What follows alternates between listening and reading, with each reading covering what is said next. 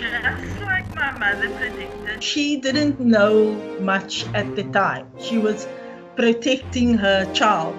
I had to trust him, but it was very difficult. The miracle of that afternoon was this, Asanda. When we rolled off the road, we rolled into a ditch. Felt like I was being physically broken, emotionally broken, spiritually. It was a hectic year in my life. That's why I'm so passionate about follow-up. I'm so passionate about discipleship. You know, it goes back to the God, your will be done. We would not have taken him in that moment. When you're traveling on that road, you will not have seen us in the ditch. I felt something inside of me, like this thing rising up inside of me, and I was laying there, and I knew, like I knew, it's time.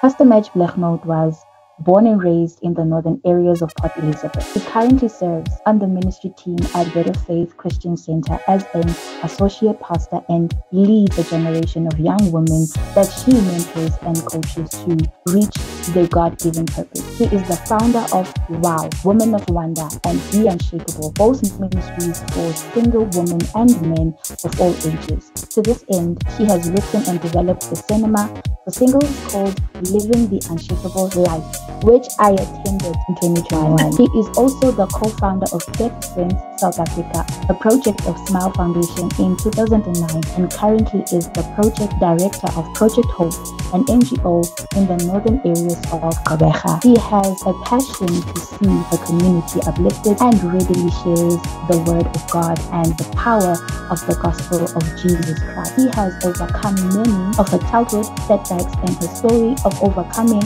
inspires both men and women of all ages. Pastor Madge Blignaut is a proud single woman, daughter of the King of Kings, the only daughter of her parents, a sister and Auntie Madge to many children, and Pastor M to me. Ladies and gentlemen, Pastor Madge. Oh, wow.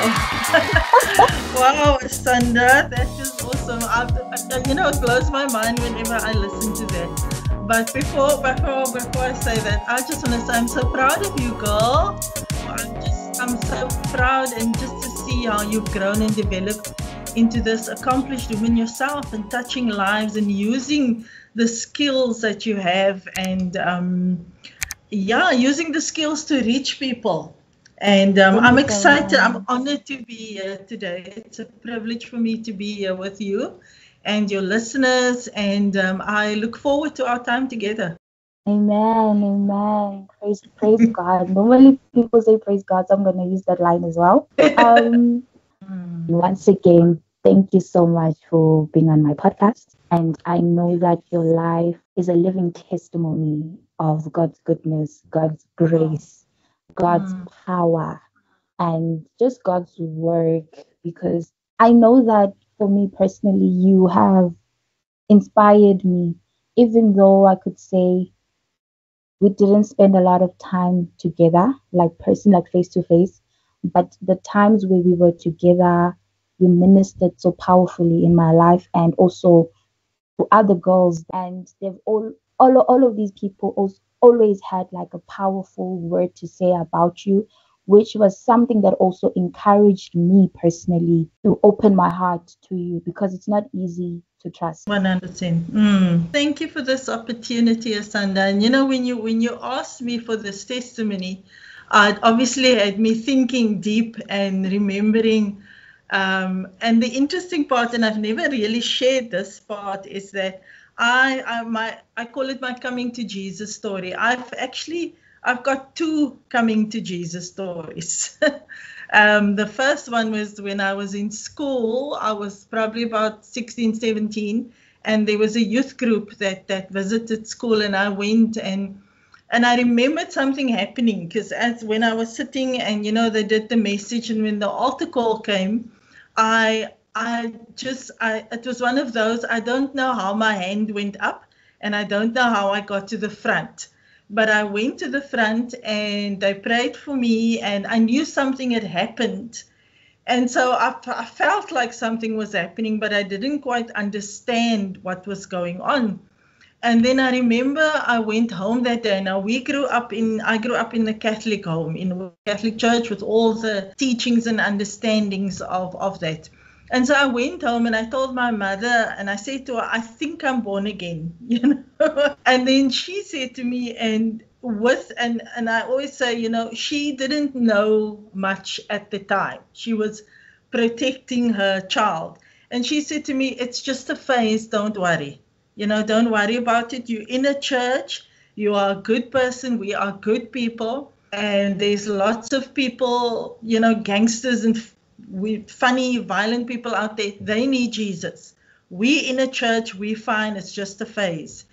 And so I remember, I was still very confused because I knew something had happened. And but so in the subsequent days, I didn't know who to speak to about this. The people that prayed with me were in school with me, but none of them came to come speak to me about it.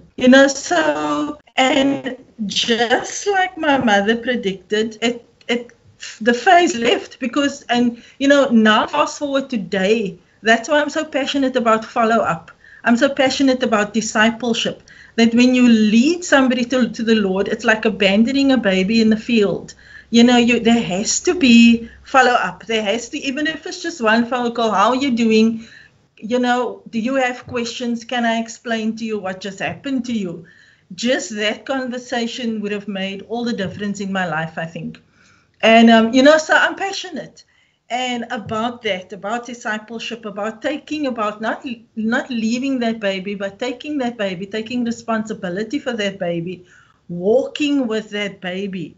And so there I was, and left to my own devices. And the phase, like I said, the phase disappeared, right? Went back to my understanding of what the world is about. And fast forward to, I think, when I was 24, was a bit of a hectic. I come from a stable family, mom and dad. I'm one of the few families in my area, in my neighborhood, that still had a mother and a father, both working. We were,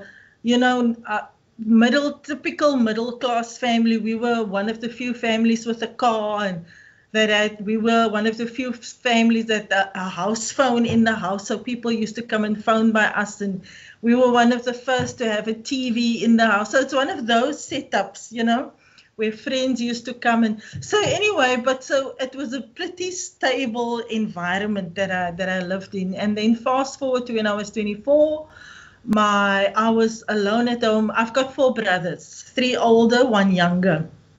And my brothers were all out of the house working, and I was at home because my father was very sick. My father was dependent on myself and my mother, and we had to look after him on a daily basis. And early in the beginning of 1995, I remember sitting in church, in the Catholic church, in Mass, thinking about my parents, because I had just lost an auntie I was very close to, thinking, I don't know if I'm ready to lose a parent, because I'm taking my auntie's death so badly.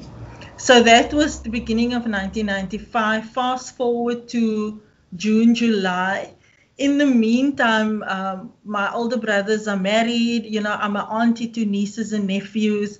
My little nephew was just born. He was 2 months old. My niece, she was 2.5 years old at the time. I don't know if you remember my nieces, Asanda. There was a family funeral happening in Cradock, and we decided to travel to Cradock for the weekend. It was a winter's afternoon. We decided to go to Cradock, and we traveled, myself, my mom, and my dad. And I remember my dad is sickly. I'm looking after them. So it was us, and we traveled with my eldest brother and his wife and the 2 kids, 2.5, and the little baby. His name was Richard, little baby boy. And so and that morning before we left, we still went to the hospital to fetch a wheelchair for my dad, just to give you a picture of where he was. We needed to, and we would not have taken him This is also like an important point. We would not have taken him to travel so far because of his situation, but the funeral we went to was my uncle, my mother's sister's husband, my uncle, who was a dear friend to my father. So my father was very sad when he heard of his passing, so it was like we had to take him to the funeral. So anyway, we were on our way to Cradock. It was late afternoon. We stopped in Cookhouse for my dad, took him to the bathroom, just took a break. This was about 5:30 in the afternoon. Got back onto the road, met into an accident. There was a truck on the road traveling, and I don't remember much but the truck knocked us off the road. My memories and my recollection was just, it was I don't know how else to describe this to people. It was the quickest, slowest few seconds of my life, And the next, it was noise with the impact of the truck on the car, and then we rolled off the road, and we ended up on the roof, like upside down on a roof, and as we landed, the noise stopped and there was silence. And I remember I was fully conscious. Everybody else at this point was unconscious in the car.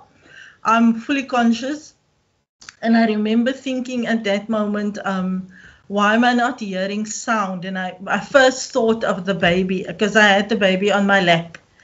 I had him on my lap, and I thought, I'm not hearing anything. And the next minute, I actually heard voices. And there was a work bakkie, one of these road construction bakkies traveling behind us. And these guys got out and they saw the whole thing. And just as a side note, the truck just drove off. The truck never stopped. So we didn't hear from the truck ever again after that. So anyway, so they came and they pulled me out. The back window was smashed. So they pulled me out and they pulled Danielle out. So Danielle was 2.5 years old, and I picked her up. And so then I knew in the back of my mind that the baby must have been thrown from the car, because I knew that my parents were unconscious, my brother and his wife, they were all unconscious. And so I took Danielle and we started. So now the area is full of guys, men, and they're all trying to help, and so their whole focus was on the car, pulling everybody from the car. Myself, and I've got the nail in my hip, and we started walking around the area looking for Richard, looking for the baby. And then we found him. He was laying in the sand, and I can't fully recollect what he looked like, because it was quite a sight. It was horrible, to see him like that, because you can imagine the impact on his little body, what he looked like. And so I looked at, and in that moment, those few seconds, I've always been sort of a strong, calm, cool, peaceful type person. I'm not a loud, or maybe other people will this, but I always thought of myself as calm, In that moment, standing with Danielle, seeing the baby, I felt something inside of me, like panic. And I felt this thing rising up inside of me. And it was like the slowest seconds of my life, because I could physically feel everything.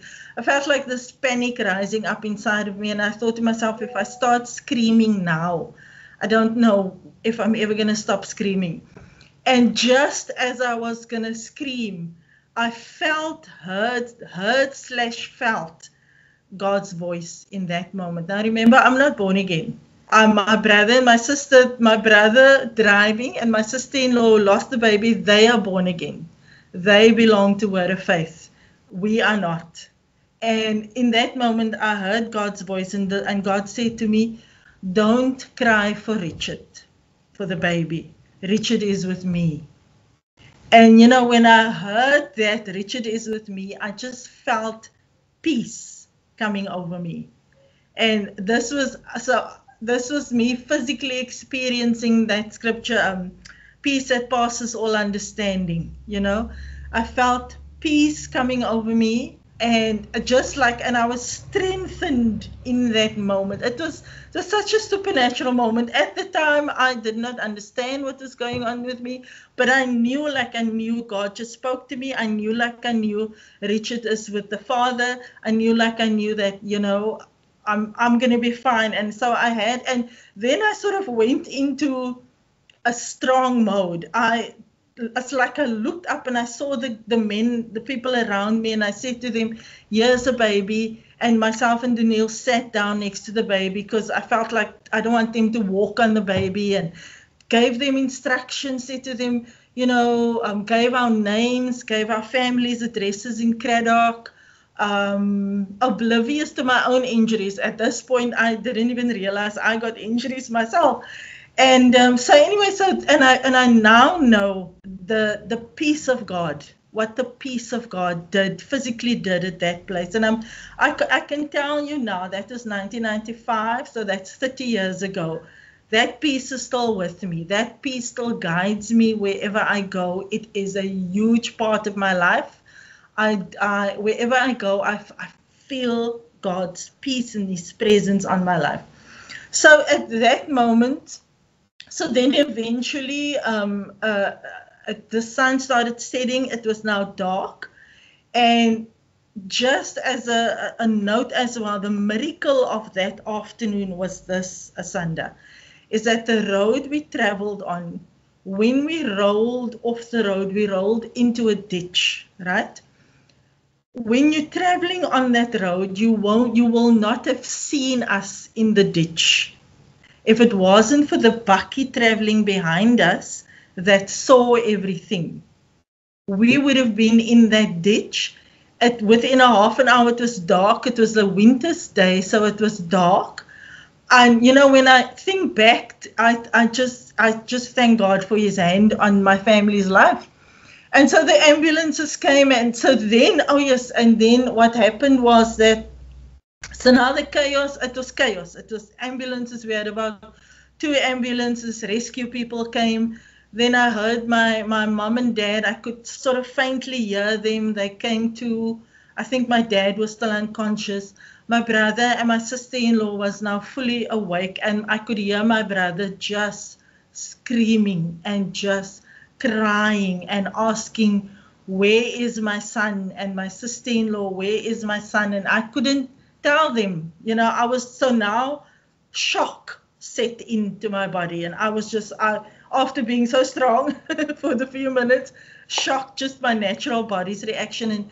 And then I started feeling my injuries, and I had broken my wrist, my right wrist, my 4 fingers, and this area, it was badly injured by broken glass and things. So it was like open and gushing and bloody and all of that. And the ambulance drivers were amazing. There was like one that was just with me the whole time, just those little things, that I remember he tied my hair for me and stayed with me and wrapped me, and because now I was shivering with the shock. And long story short, and we eventually, so what they did is they put myself, my brother, my sister-in-law, and the Neil and our the baby in one ambulance, and we were taken to the closest town. Oh, I forgot now. I remember the town again. And then my mom and my dad was taken to East London Frey Hospital, because they were critical. And my mom shares her testimony. My mom was busy dying. The doctors thought that she was going to die that night in emergency. And they worked on her, but while they were working on, my mom was having an encounter with the Lord. She just literally saw light and felt the warmth, and she felt Jesus in the room with her, and she knew that it was not her time. And she remembers, because they were Catholic, she remembers there was a Catholic priest that came, and he actually came to do the last rites on her, because they thought she was going to die that night. And she said she remembers saying to him, she was unconscious, but she remembered coming to and taking his hand and saying, no, I'm not dying tonight, So that's my mom's testimony that, she can share that. So we went and we went to Oh man, now I've completely forgot the name of the town. So we went to a little town close by. We went to their hospital and to overnight there. Then there was a dominee from the town that came to speak to my brother and his wife, and came to speak to do counseling and grief share and just speak to them because now their little boy is gone. And it's a little boy that they prayed for, that we as a family prayed for, and and he was an answer to prayer. So it was quite a thing. And watching them, so now me watching them, not born again, having gone through all of this, but knowing God is somehow, laying there, knowing God's hand is on this whole thing. And so just watching them process everything.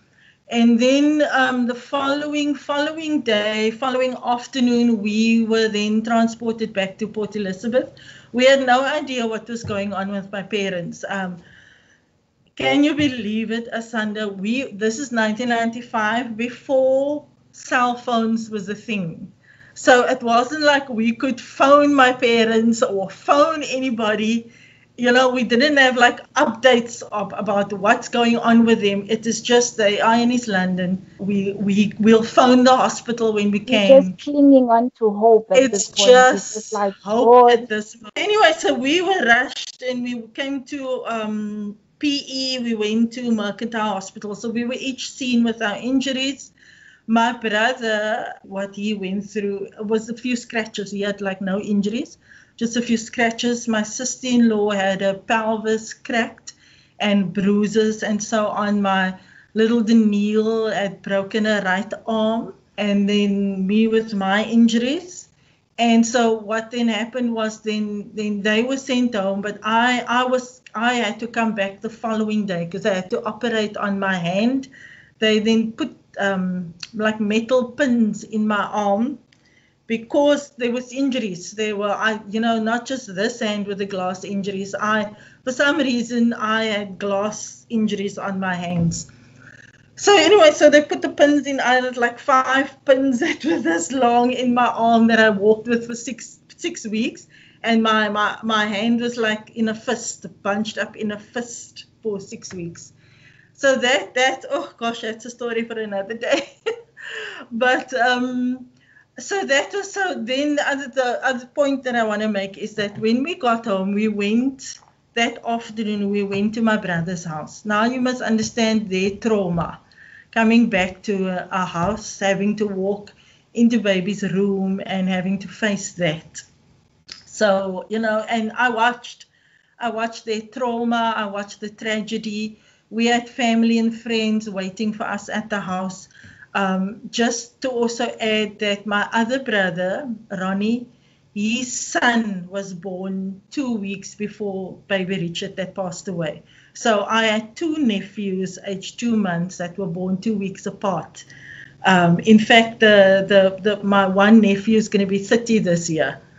It's 30 years since the incident. So Richard that passed would have been 30 this year. And so, so the following day I went to hospital. They operated on my hand. That evening I met Pastor Denver Marks. So now we saw the church coming. Woof. From the Saturday evening waiting for them at home, the Sunday evening. It's the first time I met Pastor Denver Marks. You remember Pastor Denver, Sanda? Don't you remember Pastor Denver Marks at Word of Faith? Oh, it could have been after he left to go to Tanzania when you were there. Is he? Okay, I think I know Prophet. him. I think I know him. When you say Tanzania, I think I know him. The bells ring, yeah. He went with his Prophet wife Denver and Marks. kids, right? Excuse me? He went with his wife and kids. Yes, yeah. Yes. They're missionaries. So they're missionaries now in Tanzania, started a church and everything. So I met him that night. While I was in hospital recovering from the operation, he came, ministered to me, left me a card. But it was also surreal. Everything was surreal. It was like, it's not really happening to me. And so I can't even remember specifically what what Pastor Denver said to me that night. I just know he was there. He ministered to me and he left his card and then he was gone. So anyway, so he spent some time with me. It was a weird period for me. Then I was discharged from hospital, and then so I couldn't go home to our house. There was now nobody at the house, and my parents are still in East London. I went and stayed at my uncle's house. My mother's brother went and stayed with him. I was there with him for 6 weeks, recovering with this arm and everything. So the Wednesday evening, as per our culture, there was prayer meetings at my brother's house because now they're planning baby's funeral. Baby's funeral was to be that Saturday. The Wednesday, this is important part of my testimony, we went to the prayer meeting at their house. And so now you must remember, my last picture of my brother was just broken. He was broken, weeping, my sister-in-law as well. And I was so worried about them. So I went that evening. When we went to the house, Word of Faith is there, just the church community was there, loving on us. And so now I'm meeting them as well. I'm exposed to the church community, just warmth and love and, the way they embraced us family. Because remember I said it was just Wesley and his wife that were members.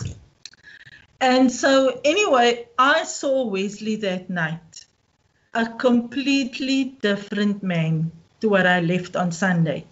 Yeah, he stood with his Bible in his hand, and he stood and he encouraged all of us. People were crying because it's tragic what was happening. He stood and he encouraged everybody, spoke from the word, spoke about his encounter with the Lord, how the Lord, turned him around and how his hope is in the Lord. And I sat there like shocked out of my mind. But I looked at him and I knew this is God. I knew that it was only God that can do this for my brother. And, and so again, it was another seed sown into me, and so I went home. And also I must just mention that because so now I had the pins in my arm and this hand was heavily bandaged. So for the first week, I couldn't do anything. I couldn't get my arms wet. I had to sleep on my back with each hand on a pillow. Because I was afraid that this hand will get caught in blankets and, it will further my injury. So I couldn't do much for myself. And my sister-in-law, my other brother's sisters, listen to this now. My sister-in-law's sister, she came to come and look after me for the next 2 weeks. I was just blown by the love and the support. She came, she helped me because now my close immediate family are all affected by this thing. She came, she helped me because I couldn't bath myself. I couldn't even go to the bathroom myself. She helped me that first, and it just blew my mind. The love and all of these things were seeds that were being sown, Then part of my testimony is I couldn't sleep at night. My uncle's got this big house. He had this huge, I think it was a 5-6 bedroom house, double story. It was a huge old house, big rooms. And at night in the middle of winter with wind blowing, it's all kinds of sounds happening in the house. And I used to lay at night. Awake, couldn't sleep, all these things going through my brain, sounds waking me up. It was weird. One night I was laying there and my hands up like this, can't also be comfortable to sleep. Sure. And one night I was laying and the Holy Spirit, so all the while the Holy Spirit was ministering. And I was laying there and I knew it's time. It's time for me to surrender. And again, I didn't know the word surrender. We don't know these Christianese words, but I knew I couldn't go on like this. And I remembered there was a song that we used to sing in the Catholic Church, and that song came to my mind. And the chorus of the song is, "Here I am, Lord. It is I, Lord. I have heard you calling in the night. I will go where you lead me, and I will tell my people of your love." That chorus stuck in my heart, and it became a prayer that night. And I surrendered. So that night, so that song became a prayer. And I just said it, I think I said it twice. Here I am, Lord, it is I have heard you calling in the night. I will go where you lead me, and I will tell my people of your love. And the second time I said it, I felt like, I didn't realize it until this point, I felt like a weight falling off me. It's like I was carrying something all this time and I had no idea. And in the middle of the night, I felt a weight falling off me, and I felt warmth on this winter's night, and I felt loved. And at the time, I didn't know the words for it, and I didn't know that what I was experiencing was the presence of the Lord. That, you know, the minute I surrendered, his presence came and I could physically feel it. And as I slept, I slept that night for the first time in 2 weeks. And another little graphic detail is I struggled with constipation. The next morning, breakthrough came, Yeah, the Lord came through. And but now there was like something sitting in my heart, and I'm like, so now it's the second time I've come to Jesus, right? And I knew I've got questions. I need to go to someone. What's happening? And then I looked at Pastor Denver's card he left me, and I found him. And he immediately came that night. And then he explained salvation to me. He explained relationship. Because I said to him, I grew up in church. I grew up in the Catholic Church. And, why is that not salvation? Why, and he took his time and he explained the difference between relationship and religion and all of that. Spent the whole night. And so at the end of all of that, he did the sinner's prayer with me, and he, formally led me to the Lord again. But I believe that I was there already. But my discipleship started that night. And, him and Pastor Renee became very integral in my walk with the Lord and my growth, and they discipled me. I always joke with them. I always say that Pastor Denver led me to the Lord, and Pastor Renee kept me with the Lord those first couple of years, So I'm a champion for discipleship. If you have given your life to the Lord and you go to a church, find a church, ask people, ask questions, walk with somebody. If you think about the analogy of a little baby cannot take care of itself. It's exposed to the elements. The elements will come quickly and destroy that little baby. So, I'm a forerunner for discipleship. And so, and then what happened with me personally was happening to the family. All of us were affected by this thing in our family. It was just it rocked our world completely. Just to close off sort of the story a little bit, my parents were still in his London hospital. We had Richard's funeral that Saturday, almost a week and a day after the accident happened. Can I just say this before I forget? I was working at First National Bank at this time, right? And I had just the Thursday before we left, remember we left the Friday for Craddock, the Thursday I was at work, and I had this funny foreboding, funny feeling that something was going to happen. And being not born again, not being connected to anything spiritual, and I always say this is the difference. I thought of myself as a good person being in the Catholic Church, but I wasn't connected to the Spirit of God, so I couldn't recognize things. And so at that moment, on that day, I had this feeling. And I remember saying to my colleagues, you're going to cry about me on Saturday. What a crazy statement to make. And they said to me afterwards, can you believe it, Asanda? They said to me afterwards, they heard about the accident Friday. So the accident happened Friday. They heard about the accident on Saturday. There was even a thing on the news, on radio, about our accident. So the guys that were working on Saturday, they heard, and it was literally what I said on Thursday. It was the craziest thing. But that's why I say the Holy Spirit makes all the difference in your life. If I was filled with the Holy Spirit at that time, I could have recognized it for what it is. I could have come against it and cancel it and do the warfare. But nevertheless, I thought I'll just bring that point up. So here we are now with the following Saturday. It's baby's funeral. That the following week after that, so now it's 2 weeks that we haven't seen my parents. A week after the funeral, they don't know that Richard passed. They don't know. So because they were unconscious the whole time. So then we decided as siblings, myself and my 4 brothers, we're going to East London. Because they also wanted to give me a week just to recover from my operation and all of that. So myself and my brothers went to East London, and it was the first time we saw them.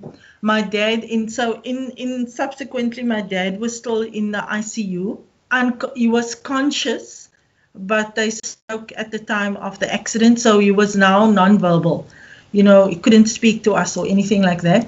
My mom was fully conscious. People that we knew from Word of Faith in PE, who had family in East London, who was born again. They went and visited my mom in the hospital, and they led her to the Lord. Yeah, the Lord God just did an amazing thing in the family. So by the time we got there, my mother was born again, And so we sat with her, and so my brother Wesley told her what happened to Richard. Again, man of God came with his Bible, read the word to her. We prayed as a family. So she stayed, and the Holy Spirit healed her and dealt with her. She stayed in East London Hospital for another 2 weeks. And then she was discharged, and we flew her down to PE. My dad stayed in East London Hospital I think he was there for about 5 weeks.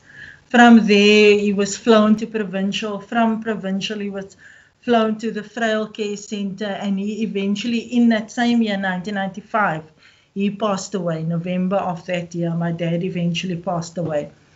And, so post-accident, we had to now recover and, go back to work and go back to our lives. But the Lord continued to minister to us. And I think maybe one other testimony I can give you is with my brother, Pastor Frederick. You remember Pastor Frederick in Word of Faith? He's now a pastor. Busy with our family since then. And so, from there, I decided to move away from the Catholic Church. In 1995, we continued to visit Word of Faith. I eventually got baptized. So that was June. From July to December 1990, we were visiting Word of Faith. We were still in the Catholic visiting Word of Faith. But slowly but surely, the Holy Spirit ministered to me, to my heart. The Lord opened up the Word of God to me. I started reading the Word, and I started seeing that what I'm seeing in the Word of God, I'm not seeing in the church that I'm holding on to. And so slowly but surely, the Holy Spirit was, you need to release, let go of that. This is where I want you. And then I was baptized in February 1996. My mom became fully fledged members of Word of Faith. And that's where everything started. Asanda. That's such an amazing testimony. I relate and resonate to the part where you said before the accident happened, you felt like something was going to happen. And you say the words, you guys are going to cry about me. And Saturday, the same thing happened. Because in 2021, before I got sick, I would say the words, you guys are going to miss me when I'm gone. Sure. Wow. And then I caught myself saying those words this one time. And I was like, Lord, why does it sound like I'm going to die? What's going on? What's going on? What's going on? Because I did feel a shift in my walk with God. in 2020. I just couldn't put my finger on it as to what it was. And normally those things, those shifts happen, but then something will happen and then we'll be fine. But this time around, I just couldn't put my finger on it, and it was a void that was there for a long time until I got sick. Wow. And yeah, I did share my testimony. For those who want to hear it, it's at the videos at the beginning. It wasn't a nice time. It wasn't a nice time. And one thing that I know about God is that if it's something that He allows, no matter what prayer we pray, it's still going to happen, because that accident impacted your family so much that God got to them. It was a way of the Lord reaching them, even you, Pastor Madge. So just imagine if that never happened, what testimony were you going to have about Jesus Christ right now? What were you going to say about the Lord?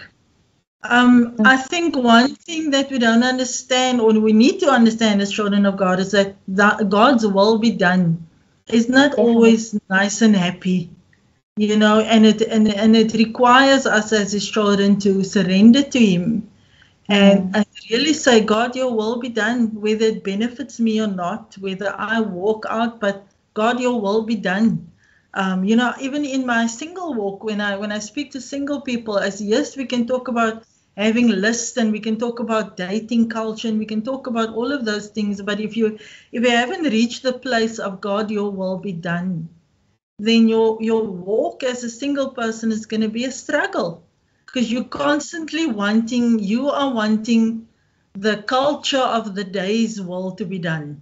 You know, you are wanting what you see around you.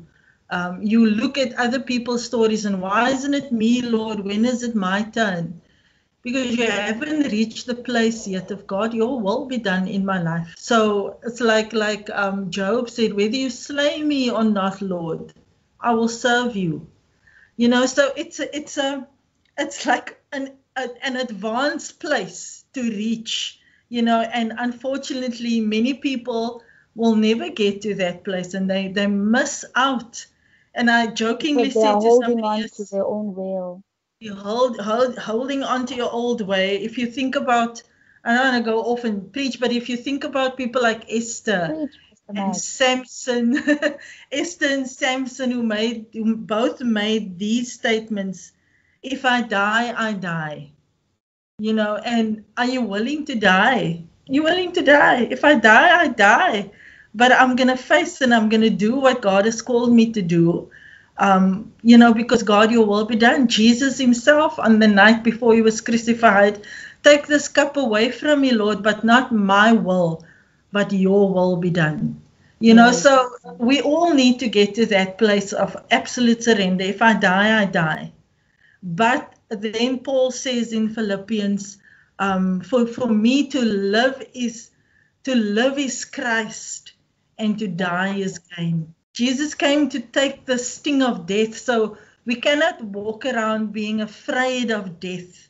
Working with Project Hope and working it's a children's organization in the heart of the northern areas of Port Elizabeth. Often we go into areas where there's gang violence and gangsterism, and I had to get to the place of, if I die, I die, but God's will be done in my life. You know, praise God. I mean, I haven't had gangsters come near me that I know of, and I felt like I'm in danger, but I was never in any danger. You know what I'm saying? But I had to get to that place. If I die, I die, because for me to live is Christ, but to die is gain, because I go to be with him, and my testimony stays. My testimony, I was driving through a very particular hectic area once, and it was a Sunday morning. I remember I'm wearing the Project Hope t-shirt. I've got food in the boot of my car that must be delivered to children. I've got booklets that must go to children, and I'm driving through this area, and there's been lots of violence happening in this area. There's been gang violence and protests. It was, I think, 2020, 2021, around that time. It was just a lot In fact, when I drove, there was still smoke coming out of the one building. People were standing. You know what it looks like in an area when there's something happening. And yeah, I'm driving in my little car, me alone. And I felt like God's presence. And I needed to say those words, Lord, I surrender to you. Whatever happens here, for me to live is you, to live is Christ, and to die is gain. And in my mind, I had the scenario, if anything happened to me here now, I'm going to die in your service. You know, Wow. People will come, they will find me wearing the T-shirt, doing the stuff that's in my car. And I said, look at that, devil, what testimony that would be. For me to die here does not help the kingdom of darkness at all, but it's definitely a gain for Jesus. But I had to go through that. You must understand, we're all afraid of death. I don't want to be killed by a gangster. But as I'm driving there, and as I made that, I felt such peace again, that peace. And you know what, Asanda, the next minute, there was a police van pulled in front of me. And I looked, there was a police van behind me. And for the rest of the way, Wow. They had no idea what all this meant. But for me, I knew that was God. And so for the rest of the time in that neighborhood, these two vans were like hemming me in, like God was saying, I will hem you in. You know, so yeah. I think God's will be done. If ever there was a challenge for any of us, Lord, God, but not my will, but your will be done. Amen. Amen. I think it is also a character development type of thing where God takes you through things to get you to that place. And it's having a willingness, being able to pray that prayer saying, Lord, your will be done, is a level of submission in itself. And it's surrender. It's surrender. Acknowledging the fact that you actually have a lot to lose. But Lord, your will be done. That's such a powerful thing. That's such a powerful thing. And I just want to say, for people who want to get there, submit to God's ways. Literally. It's submitting to God's ways. It's not trying to force your will in God's will and saying that that will is the Lord's. It's actually doing what the Lord is telling you to do. And it is something that God is actually working in me as well. The work in progress. I haven't arrived. I'm getting there. None of us have, girl. None of us have arrived. Just quickly again with the single thing, because it's a thing, you know. I was watching Oprah, one of the old Oprah episodes, and there was a young lady on there. The episode was all about mature, successful women who are single. And the question is, why are women in their 30s and older still single? So obviously that's what I'm interested in. So this girl is in her 40s. So what Oprah did is put a relationship coach with her, took her for the day, did some coaching with her. And the whole thing that this man was saying is that you need to put yourself out there. You need to let the world know that you are available. And he was saying, you know, stop walking around in your tracksuit and, you know, comb your hair, wash your face, go out there, put lipstick on, smile, you know, be available. So all of these things sounds right? And so he did a little exercise with this girl. So they at the market, like a fruit lovers market type of thing with fruits and veg and things. And so he says to her, you know, and this is now American culture, she needs to go out and try and speak to as men and get their phone numbers as a sign that they're interested. So she must put herself out there. So it's a whole funny scene. So now I'm sitting and watching this, right? So I'm thinking, okay, maybe I must put myself out there. I must be more assertive, going through all these things in my mind. Then it fast forward to Oprah in the studio. And so now Oprah's chatting. So this girl, she then speaks and she said, but Oprah, you know, this is how I was raised in the church. And the word of God teaches us that he who finds a wife finds a good thing. No? So she said, that's what the word of God says. Now here, I'm now being told I must go out there. I must look for telephone numbers. So then Oprah still said, you know what, those are your beliefs, but there's certain rules out here. So this man was saying that men are sensitive as well. They appreciate if a woman can come up to them and approach them. Again, I'm sitting there, son, I'm thinking, that's not how true. You know, there's nothing wrong in what they're saying. So I'm sitting there and I'm listening. And so now this thing, so at the end of the episode, now I walk away, but this thing is sitting here. I'm like, you know, maybe there's something wrong with me. Maybe I need to put myself out there. Maybe, you know, and so all those questions come in my brain. So the next day, I don't know if you remember Myrna, that used to work at the Bible school. She now works at Myrna McCarthy. Anyway, so we were both working at the church. And so now I'm telling Myrna, good friend, best friend, so now as any good bestie is, so now I'm telling her about about this whole thing. And we're in Pick n Pay. She takes me to the fruit and veg section. She says, let's see if there's somebody here. Let's put this thing to the test. But I must just say, before this happened, Myrna happened, Pick n Pay happened, I had a conversation with the Lord, and the Lord just spoke to me that, you know, these are worldly principles. It might sound good, it might sound right. But then the Lord reminded me, what is the scripture, that I have been translated from the kingdom of darkness into the kingdom of light. And because I'm in the kingdom of light, different rules apply to the kingdom of darkness. Kingdom of darkness, it might sound right, but it's not I'm not in that kingdom. So I said, okay, Lord. So it made sense. So I was like, okay, fine. So but now here I am standing in Pick n Pay, Asanda, busy looking at fruit. The next minute, a gentleman comes and stands next to me. So now I'm checking, you know, there's no ring on the hand. So now I'm in my head, because we are always in our head. So now I'm like, oh no, I must speak to him. What am I going to say to him? And I'm getting hot, and I don't know what to say. And I cannot remember what fruit I had or what vegetable I had in my hand. But I remember he took something and he went to go and stand where they have to weigh it.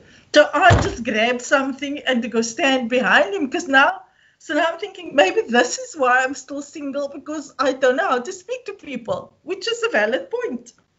And anyway, I'm standing there, and so he goes and he weighs his thing, and there he leaves. And I cannot, up until today, I don't know if he was young, he was old, he was black, he was white, what he looked like. It was just some man standing next to me, because I was so in my head. And wow. So he left, and then I came. So now here's the story. This is God. So I'm next now, and I'm weighing whatever fruit I had in my hand with this lady. And I'm standing there, I'm like thinking of all these things. Now, you know, the scale, they put your fruit on the scale, and then there's an arm like that goes up with a little screen. So on this arm of this machine, there's like little cards that's stuck with scriptures on. The one scripture I look at, I'm reading while I'm waiting for her to weigh my fruit. Scripture, Proverbs 3, 5, and 6. Trust in the Lord with all of your heart. Lean not on your own understanding. Wow. That whole scripture. I'm standing there and I had to chuckle, and I had this image of Jesus and the Holy Spirit and Father God all laughing at me on that day. But like the Father saying, it's okay, my child, trust me. Just trust me. You know, so I've had to ask often. So whenever, you know, when friends get married and things happen around me, then I'm saying, okay, Lord, I don't understand, but I'm going to trust you. And so that's why I say trust is such an important aspect. If you cannot trust God, we have to trust him with our lives. We have to take our hands off and allow him. And it's an ongoing thing, Asanda. I wish I could say I'm the professor of trust. I am so not. It's a daily thing, a daily confession where I have to remind myself, hey, trust God. Just trust him. Take your hands off. let God do what needs to be done in our lives. Yeah. Amen. You know, as a babe in Christ, you get into the church, you get into the faith, and you realize that, oh my gosh, I have so much catching up to do. And you kinda, in a way, there's this thing that I think it's a phase that we all go through, where you put up the act of church and you try to compete because you are seeing all of these things and you think that you must speak a certain way and be a certain way, and you just become this person that you are actually not in reality. It's basically, I would say, an idol that you set up for yourself, that you exalt because you want to be this person. It's like when you give your life to Christ, you already have an idea of the person you should be, and you try to become this person, in denying the power of God to get you there as well. So I just want to know, since we're talking about trusting God and surrendering to His will, did you ever struggle with that? Yes, 100%. I've mentioned my single walk. You know, that's one aspect where I've really had to call on the Lord, just to explain to me again what's going on. You know, and then in another aspect, I can remember. It was a birthday of my. Long story short, I just turned 40, and I went through a whole health scare in my life as well, and I found out that I'll never be able to have my own children. You know, struggled with infertility, and the doctor said to me, he's had endometriosis for so long, and you know all the things, fibroids, and was walking around in pain and didn't know what was going on until I eventually went to the doctor and I got this huge diagnosis and said to me that I'm gonna have to go for an operation and, you know, have a hysterectomy. And at that time I was still fully trusting God that I will find a husband, that I will get married, and I will have my own children, and you know, but as the years gone, I'm now 40. You know, you have to have a real talk and a real conversation. At that point, I was 40 when all of this happened. And I remember the doctor still said to me, if you decide not to have a hysterectomy, I will walk the path of infertility. We will help you because that's what he does. You know, there's other people who had children. And so then he just said to me, all you have to do is just go find a husband, you know, or find a, and I'm like, okay, well, you know, excuse me, let me just go get a man. And, you know, so I made a decision. I prayed about it and I made a decision, Lord, I'm going to have to go through with this operation. And I had to trust him, but it was very difficult because in the process, I had to lay down dreams. I had to again just felt like I was being physically broken, emotionally broken, spiritually. It was a hectic year in my life. I turned 40 that year. And so having to face all of these truths in my life and, you know, having the Lord say to me, because at the same time, I'm like, God, I've seen so many healing miracles. I've seen you come through for other people. Can you not just heal me? You know, and then the Lord took me to Daniel in the lion's den.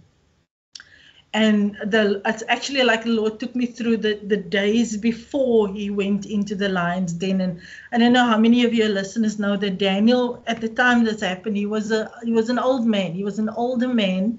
He was a respected man, respected by the king, respected by his peers. He was a godly man. He was known for his godliness, and it's because that he was persecuted, and because he prayed.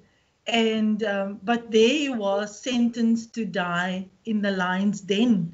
And I was like, imagine what Daniel must have felt. I have served you so long, Lord.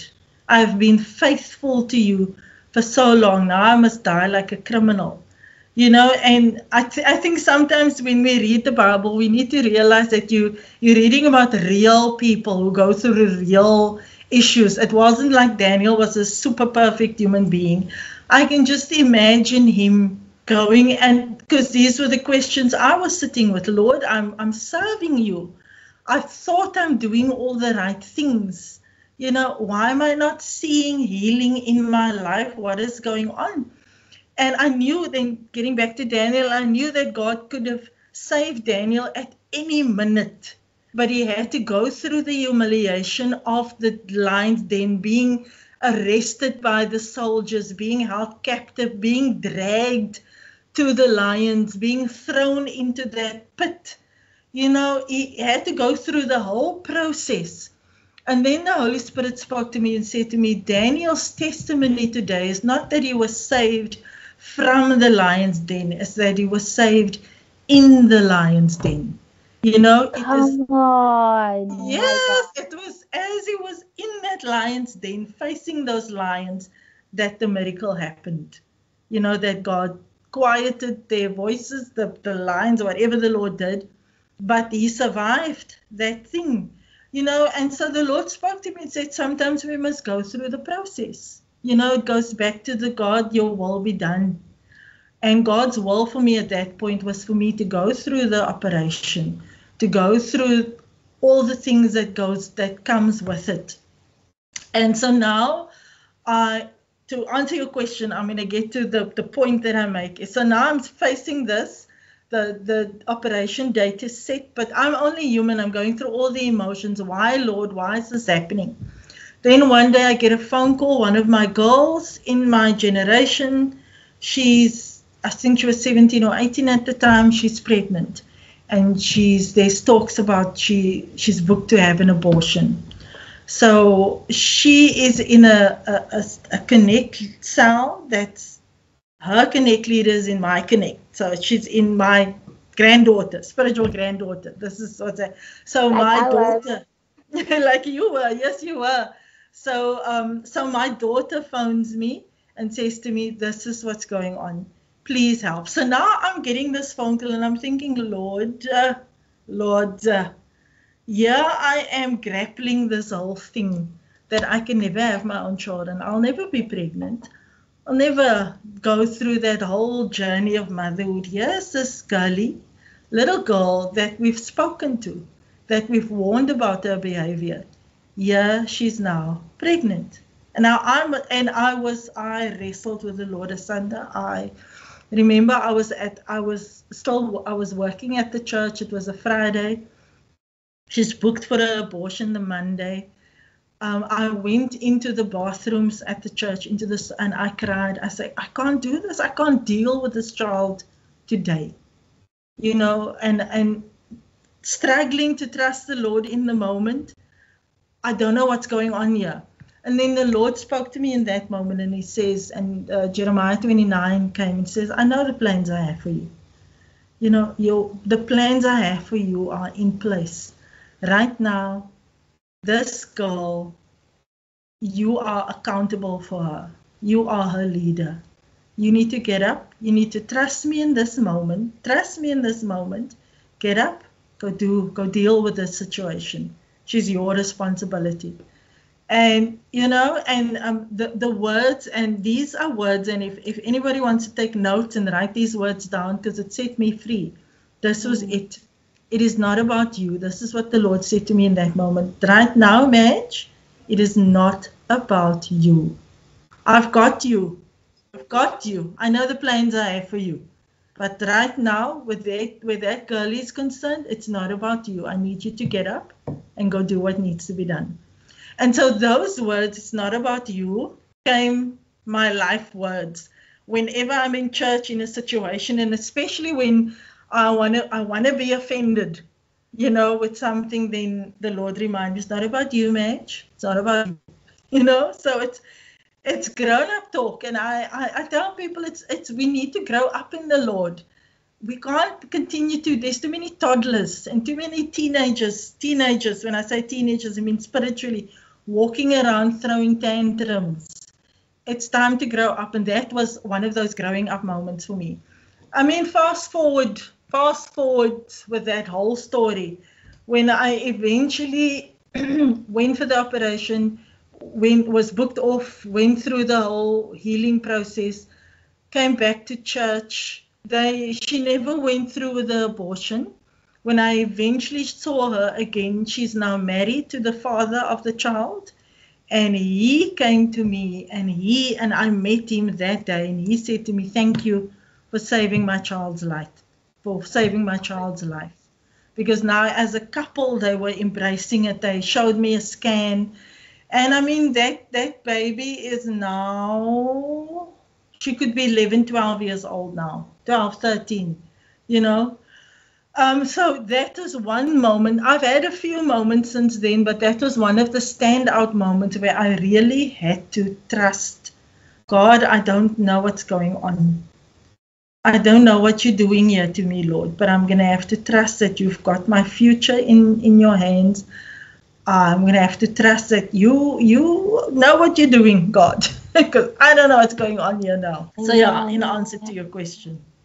And man, you did, and you actually ministered at the same time. You took an angle that I didn't expect, a direction that I didn't expect. So it actually even speaks to the season that I'm in. It's not making sense for anyone. It's not making sense to me as well, but I have peace about it. And the struggle is everyone has a plan for my life, and I've chosen to surrender to God's will for my life, whether it's in dating. I'm not in these streets like everyone is. No, like how Oprah is giving people advice. I just understood that God wants something different for me. And if marriage is in place, God knows how He's going to bring all of that together. Yes, absolutely. My dreams all came crumbling down in 2021. Every goal that I've set up for myself died. Everything just died in 2021 when I got sick. And I believe that was the year where God was introducing Himself to me as the Lord. At first, I knew Him as the God of my salvation. I just didn't know Him as the Lord for Himself. And God just reminded me at that time where I was grieving and lamenting every single thing that had happened. Because I was like, Lord, you embarrassed me. You humiliated me. I was building connections with the people in my church. I was literally gaining direction. I was kind of understanding what was happening in my life, only for you to embarrass me and expose me in this way. And I just don't understand what is going on. And He just kept showing me Jesus on the cross. And I was so angry. I'm like, you keep showing me Jesus on the cross. What does this mean? I don't get it.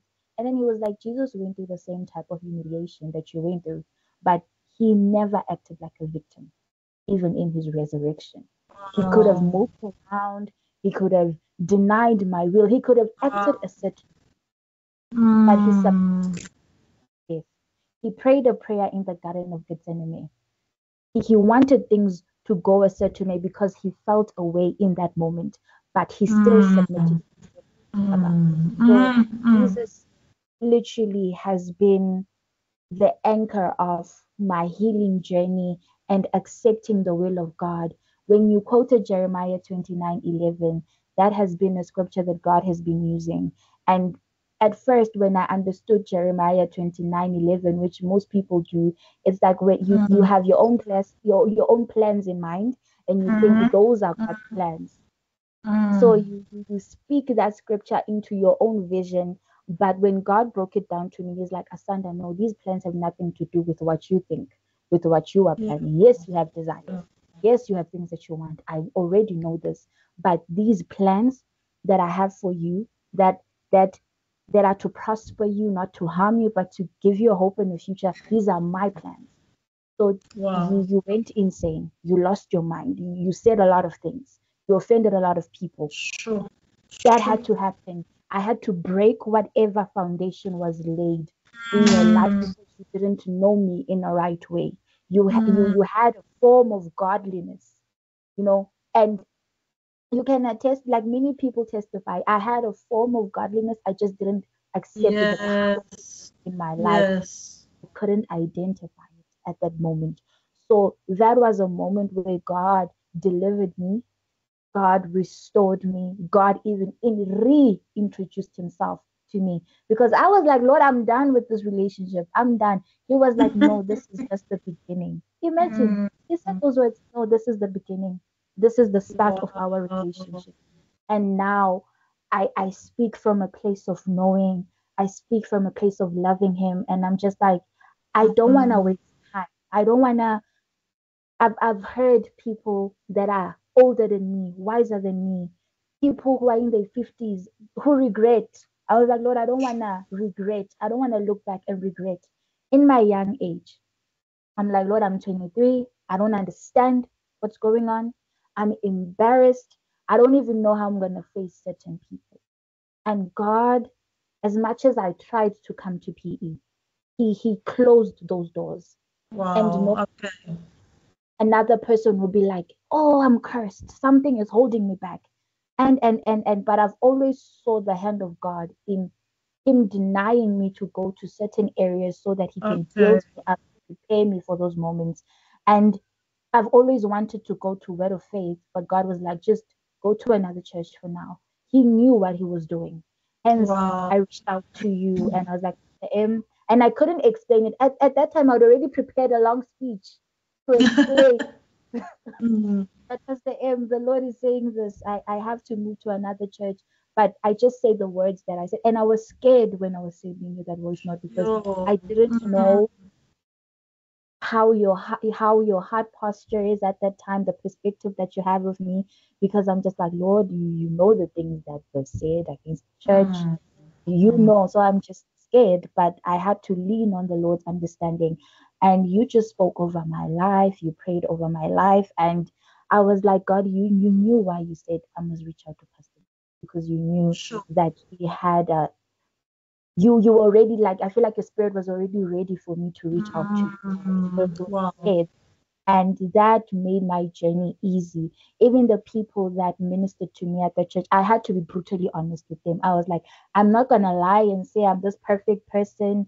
I made mistakes, things happen. So if I'm going to do this the right way, if I'm going to be discipled the right way, I have to put it all out there for them to know the type of thing or the type of person they are dealing with. And they embraced me. They truly embraced me. They walked with me. They prayed into my life. Hence, this year I got to go to it. And I don't want to lie, it actually was a different experience. It was not what I expected. And I worship was different. Okay. Like the service everything was different. And I was like, you know what, Lord, at first my worship for you was rooted in other people. Like I had other people in mind. Like there was just a lot happening in my mind and in my heart. But right now, as I'm worshiping, it's like it's you and I. Don't care about people anymore. Like you broke the walls of shame. You broke things that I was clinging to that I didn't even know were there. You literally knew what you were doing when you allowed that situation to happen, because I wouldn't be talking about you like this right now. I actually would have been talking about a God that I actually didn't know. I would have still had a form of godliness, but denying its power. I would have been flowing in the gifts of the Spirit, but not actually having a relationship with the Holy Spirit.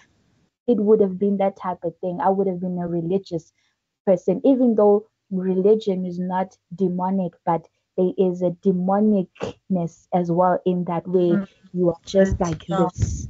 I would have been that type of person. So God had to show me what it means to be human in his context, in his, like, just be real. So right now, I'm at a place where I'm thankful for the wilderness season. I'm thankful for Zono. I'm thankful for the hindrances, the delays. Even if life doesn't go the way I want it to go, Lord, I know that you will still sustain me. It's a scary prayer to pray. 100%. You're denying yourself to the fullest. You're denying yourself from worldly pleasures. You're denying yourself, but I don't want to look back and regret, because my goal now is eternity with Jesus. It's not to get married when I'm 25, to have kids when I'm 30, to drive this certain car. If God gets me there, I'm 26 this year. If God decides to give me all of those things, glory. if God is like, your life is different, I'm setting you apart to minister to my people, still glory to God. It's for his kingdom. Yes. Yeah. At the Yeah. at a point where God has taught me what death looks like, and I'm willing to lay it down, Wow. having a lot to lose as well. Mm. That I will Mm. man, that I have so much to lose, but I'm willing to lose it for you, Lord. Mm. Mm. Awesome. I I didn't get there by myself. You had to get me there. And Mm. like you said, real conversations, real talks, Mm. being honest about what's happening in my mind, in my heart, and not pretending, because that's one thing that a lot of us actually do. We pretend and think that that is how it should be, but not. Like the person that you are behind closed doors, be that Mm. person. The real But you. be the real you. Show people the devil that you can actually be, so that you can take account and not lie, because Mm. that won't bring breakthrough, that won't send people to Christ, but it will Mm. actually break them and hurt them. And it's Mm. something that I had to learn. And I thank God, because one thing about God is that He will never send you out to His people if you can't trust with Him. Mm. Mm. So it's something that Awesome, I that's amazing. I just want to quickly say, I mean, your testimony is just amazing. Obviously, when you were sick, we were praying, and we didn't know what God was busy doing in your life. But listening to you, there's a process, like I said in the beginning, that Esther and Samson and Jesus himself. If I die, and not everybody gets to that place of death. We're supposed to get there, but not everybody does. And I was thinking of the scripture, say, Lord, less of me and more of you. And that is what it looks like. The less of me and the more of you is when you die. The more Madge can die, the more Christ can be seen in me, and the more Sanda dies. And that's what physically happened and spiritually happened in your life. And at such a young age, I was just sitting here. I mean, God has called me for young adults and youth, and I'm constantly in that space. But it gives me hope for this generation. I've wept for this generation because I see what the enemy is doing. But I'm also hopeful when I listen to your testimony for this generation, that there's more and more young people, young voices that have a full revelation of the Lord, that have been broken down. There's no other way to say that. That it has to. We have to be broken down. We have to die so that He can be resurrected inside of us, and so that we can reach the heights that's supposed to be reached and go do the things that we are called to do. As it Romans 12, it says, do not conform to the patterns of this world, but be transformed by the renewing of your mind. Because there it goes on, so that you can discern the good and the pleasant will of God for your life. So we have to crucify our minds, not think as the world think, not what the world do, so that we can get to a place where God can say, okay, now I can reveal my will to you, because you can receive it and understand it. But if we filter God's will through the eyes of the world, no, I can't do this full time. I have to work. I have to earn a living. I have to earn money. And so I continue working. But God's call on your life is, hey, leave all that, follow me. So we cannot receive God's will for our lives if we're still conforming to the pattern of the world. You understand what I'm trying to say? So all that to say, I'm very excited when I hear your testimony about what God is doing in this generation and what God will do through you on your platform, on this platform. It's amazing. So well done, girl. Praise God. Thank you so much for saying. And that is the same Wow. thing that, bringing it back to your testimony, that's the same thing that I see and in your testimony, that I hear in your testimony, that the accident, when it happened, there was such favor that God sent community to cover you guys. Because Well, if God's hand was not in it, I don't think the church would have responded the way it responded. But that Yeah, just shows for the sure. love of God, the flow of God. Even with Moses, the same thing happened. Pharaoh at that time was literally persecuting the sons. He wanted the boys dead because he could see that the Israelites were growing. The nation Mm, was just growing, and it was becoming stronger and stronger and stronger. And he had fears in his mind, and he was like, you know what, we need to kill the sons, and mm, you can let the daughters grow, but kill the sons so that the people, the nation will not grow. mm, But then mm, because of the Lord's favor, mm, his mother saw him beautiful and hid him. And then at some point she was like, okay, I'm gonna mm. just knit a basket and put him in the river wherever the Lord sends him to Yes. go. He found favor with Pharaoh's daughter, and Pharaoh could have killed him, but because of the Because favor, of the favor. Yeah. because of the Lord's favor. And that is something that stands out. I see the Lord's favor. And not just that, but I Amen. see you also allowing God to work in your life, because people think that it's just you speaking words, but allowing God to work in your life Mm, is a whole sure. nother thing. It's a whole nother Absolutely. thing. Not just you saying words. The action part is it takes a lot, and I see Absolutely. that in your life, and I believe, Pastor M, that you are a living testament of God's goodness, God's faithfulness, God's existence, God's realness, Thank because you. he brought you Mm, through, he built you up, and not just that, but kept you with himself as well. So I'm truly grateful. I'm truly grateful for that. But we're not at the end yet, because I actually wanna, like I said, shed light to your foundation, your seminars for the single people, and your project and everything, because people must know that mm, Pastor M is the one that connects the singles. Okay, not yes. just that, but you are also doing great work in transforming our world, making it better for other people as well. So, in your involvement in ministry at Word of Faith Christian Center, it I would say, I want to ask a question actually. How did ministry start? Like, how did God lead you to be a pastor and a leader? Mm.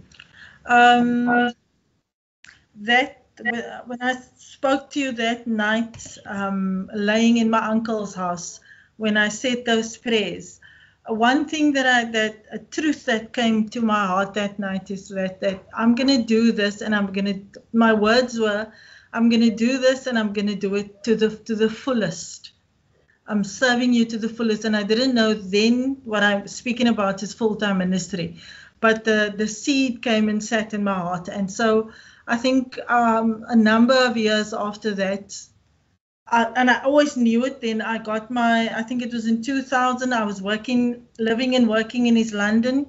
And God spoke to me and said to me, time is coming up. You need to resign from FNB and go full time, so it's something that was sitting there that I knew I'm going to have to do at some point or other. I didn't set out to be a leader. I didn't set out to be a pastor.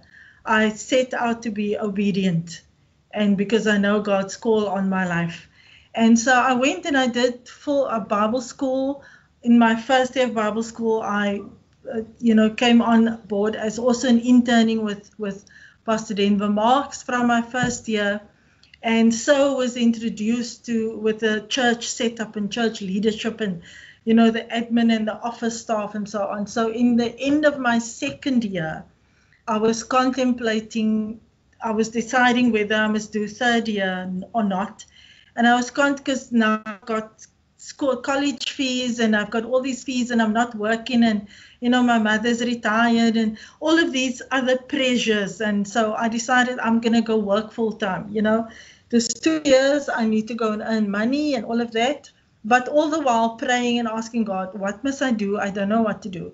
And then, long story short, Pastor Jimmy came to me, Pastor Jimmy Crumpton came and said, I want you on my staff. And he then paid my Bible college fees and said to me, he paid what I was owing for my second year, And then he paid for my third year as well. So my school fees were sorted out, and he said, I want you on my staff. So it was Pastor Jimmy that called me into ministry. So from 2002, I came and worked full-time at Word of Faith. And I was the admin staff. I was secretary on the admin staff, did everything, learned about every department in church, was assistant to Pastor Denver, was assistant to Pastor Pia, was assistant to Marianne, and I did everything. But in the meantime, while I was on staff, I was also involved in the cell ministry in church. So built up my cell group. So there I was promoted as well from being a cell leader. In the old cell system we had, I was a zone supervisor, which means I had 2 or 3 cells under me because I had now trained up leaders. And then I eventually had about 6 or 7, I think it was 7 cells in, and then I was promoted to zone supervisor. Not zone supervisor, zone pastor. And that is because I had these cell groups that I was looking after and raising up people. So that is, but that is over years. And and then the cell system changed. And, I'm talking now, I'm summing up in a minute's time, almost 20 years for you. And then in 2013, that is when Project Hope happened. Project Hope was already established. Project Hope was established in 2000. There were other directors, other people.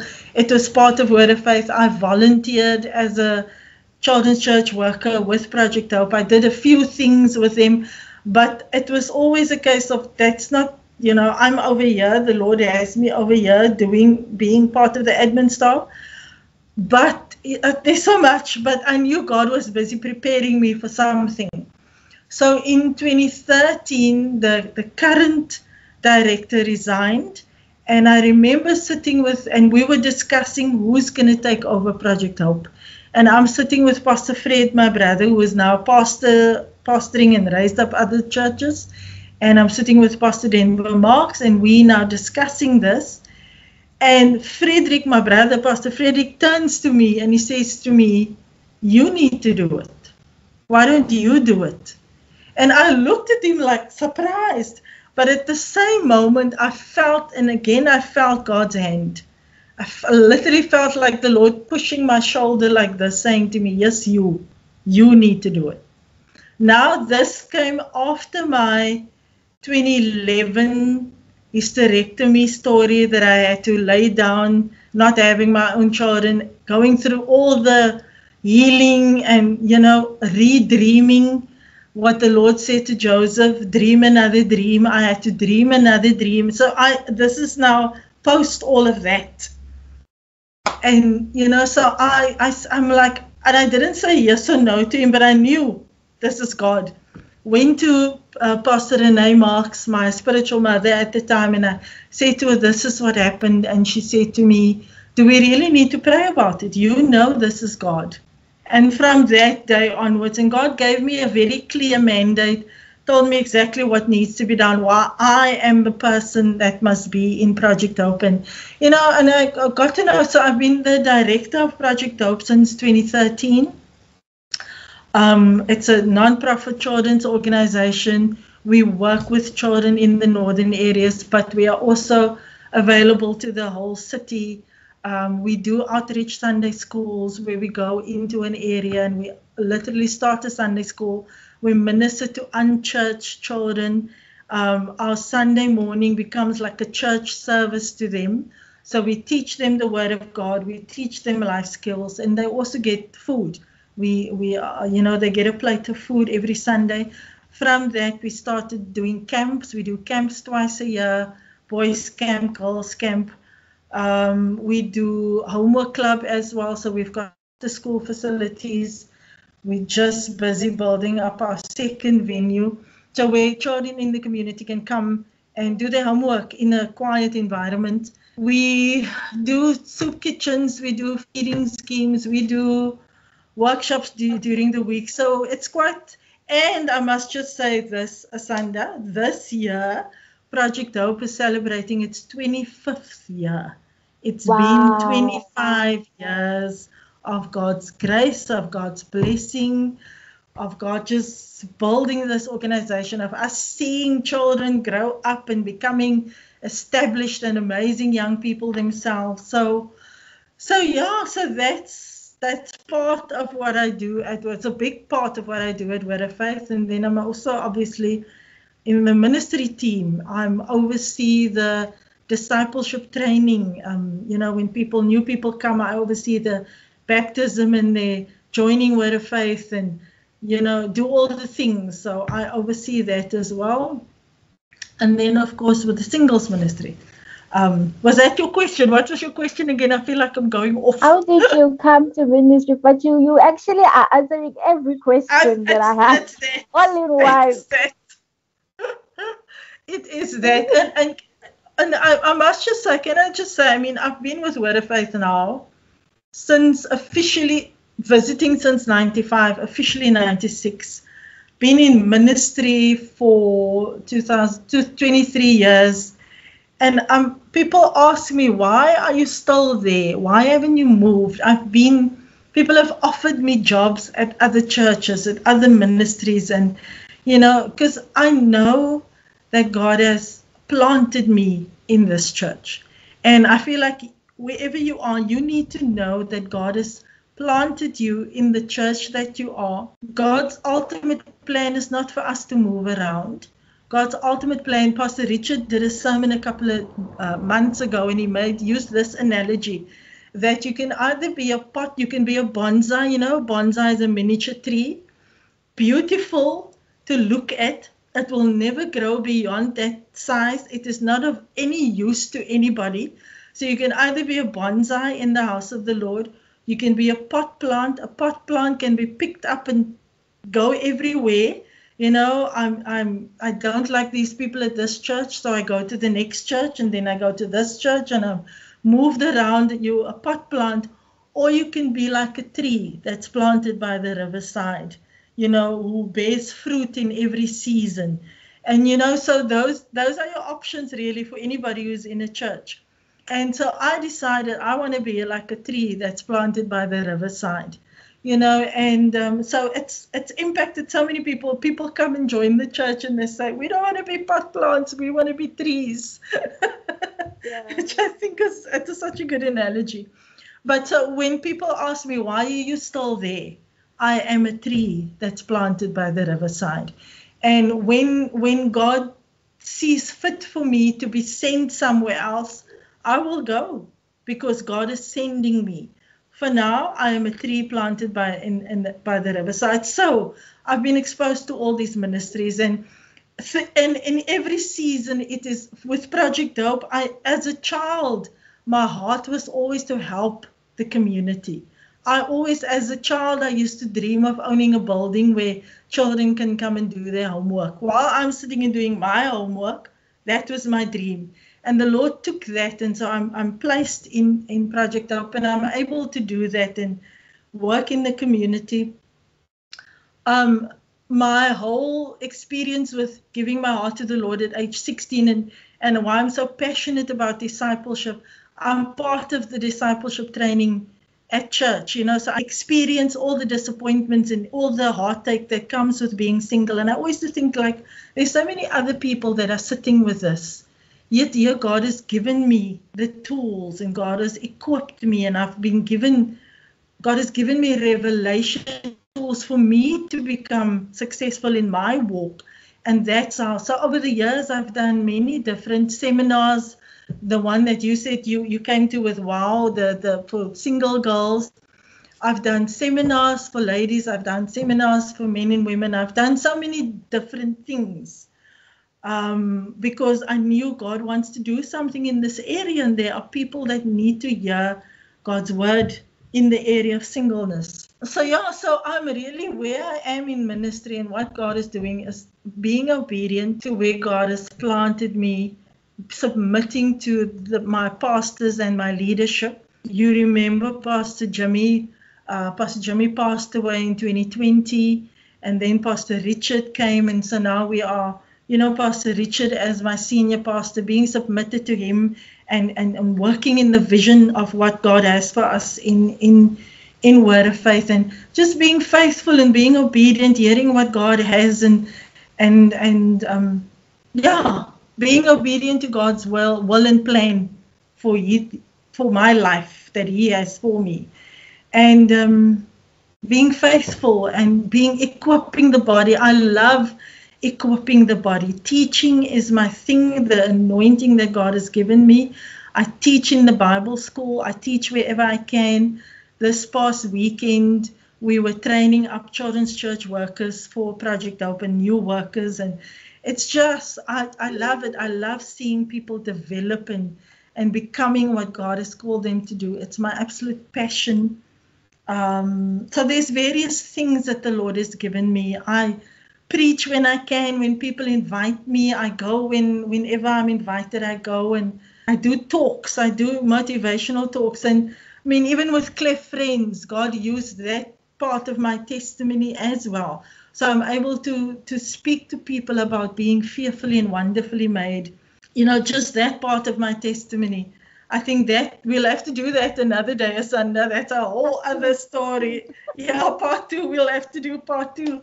So that's another beautiful aspect of what God has done in my life, and I can really say, if I can encourage anybody out there, where you are in your life, if there's a thing that you're struggling with, if you're asking the Lord, why me? What is going on here? You know what? It is in surrendering that thing to the Lord. And say, Lord, I don't understand, but I'm giving this to you.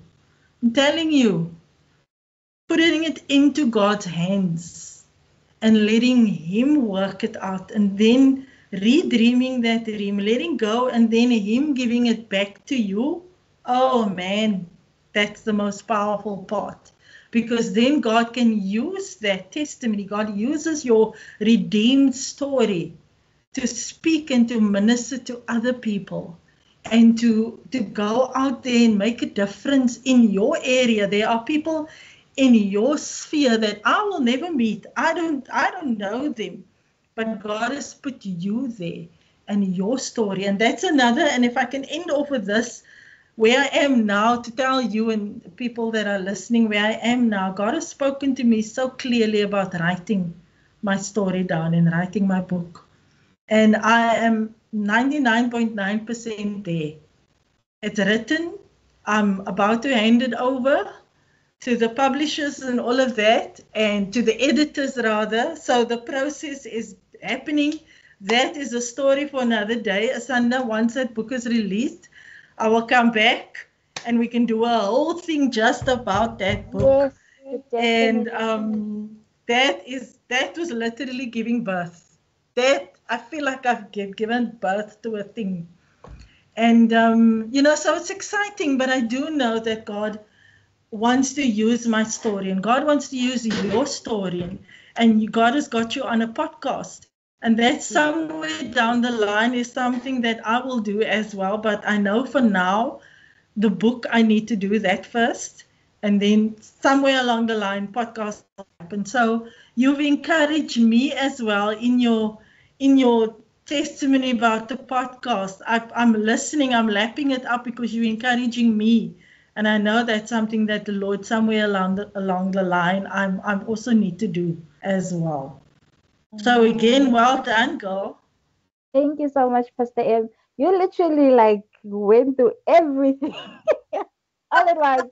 I'm just like, okay, Lord, you know what? I'm just gonna let Pastor M go. I'm not even gonna stop her. I'm gonna allow the Holy Spirit to lead her, because Listen, everything. if you ask me to tell my story, I just go. And it's amazing. I didn't even have to say, okay, Pastor M, do you have something to say? You literally encouraged each and every time. You would say your testimony and then encourage people. But I still want to say, if you do have something to say to people, young people, women of all ages, even men, if you feel a word for them in your spirit, you can still say it. God loves you so much.